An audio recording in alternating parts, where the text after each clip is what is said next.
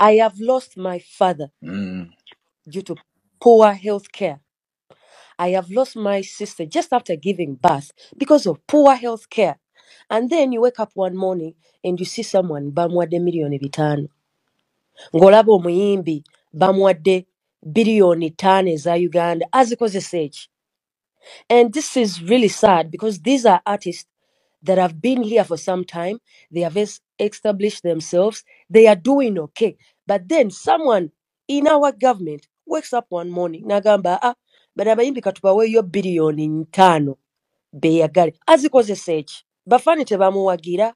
I'm angry to the point that I can even punch a wall. Please don't, please. And this, yes, and this anger has been accumulating for the last, I don't know how many years. If it was not for this talent, Singer Azawi, that is why I'm like, for the fact, yeah, for the fact that Ugandans have supported me ever since my career started, this is where the point I come through for them. Abana-Uganda bawagidde abayimbi, abanene, abato, naye abayimbi basirise. Abayimbi basirise, balya ssente z'abasajja. Now they cannot say anything. They are compromised.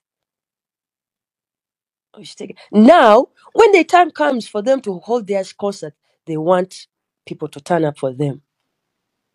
Bagala bajje mutuwagire ne beewuuba ne bagenda simanye eyo mu downtown lino omulaba ng'ali eyo mu katale simanye Nakasero simanya Owino asaba buki bantu bajje bagule tickets ze bamulabe n'essaawa zino eno omuyimbi asirise abanene kati ate nze bensingano tewali yadde n'omuyimbi n'omu omunene ali mu kwogera. Everyone is quiet but you want your fans to support you, but you're not doing anything to turn up. You're not using your voice. You're not using your platform to say anything, to put pressure, to press pressure, to create awareness.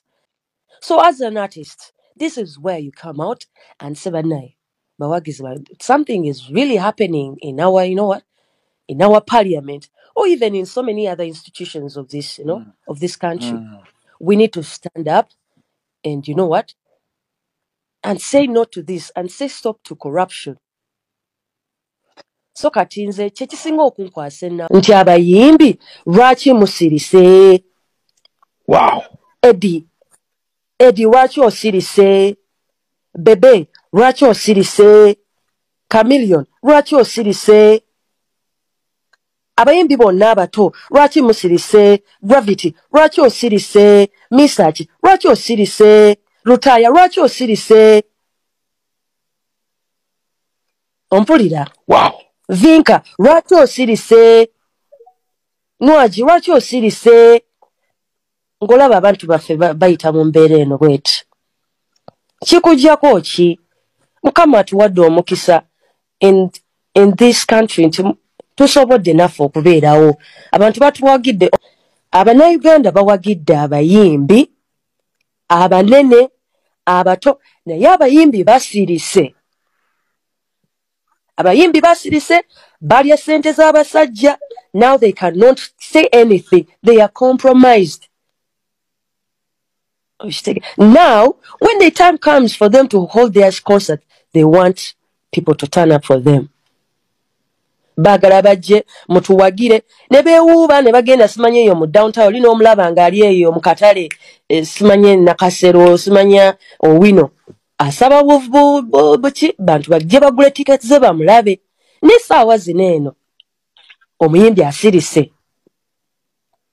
Abanene kati ate nze bensingano tewali yadde n'omuyimbi n'omu omunene ali mu kwogera. Everyone is quiet but you want your fans to support you, but you're not doing anything to turn up. You're not using your voice. You're not using your platform to say anything, to put pressure, to press pressure, to create awareness. And you see someone bamwadde million 5.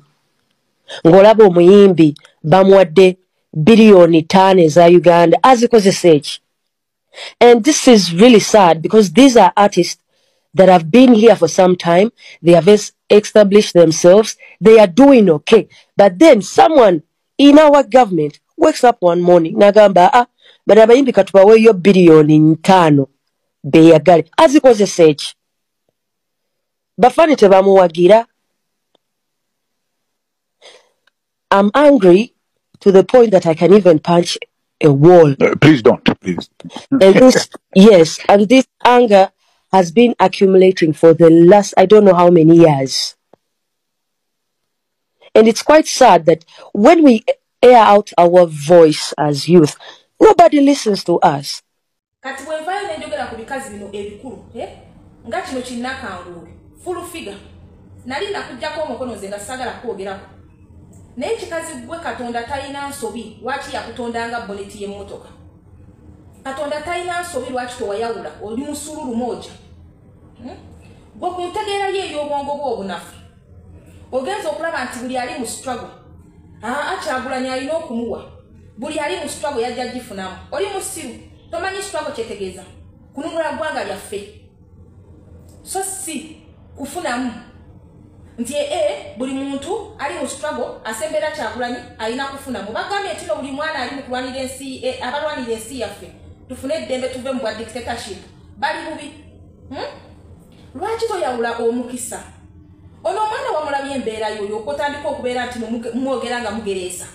Mbukati ono we bamuweeredde akajato babaddewo mu struggle tubogereko ki. Full figure. Lwaki temukozesaako ku magezi gammwe? Lwaki kale weogaba amagezi gakulemye? Lwaki tokozesa ku myaka gyo?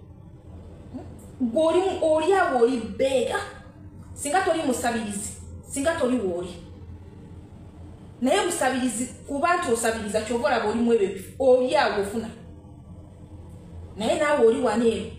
Ogezaako okipeyitinga ng'azifu nti buli mwana ali mu struggle, alina kulya ku Kyagulanyi, alina kulya ku Nuupu. Balina kubeera nga bamukola ki? Olinganga agamba nti waliyo compensation okubeera mu struggle.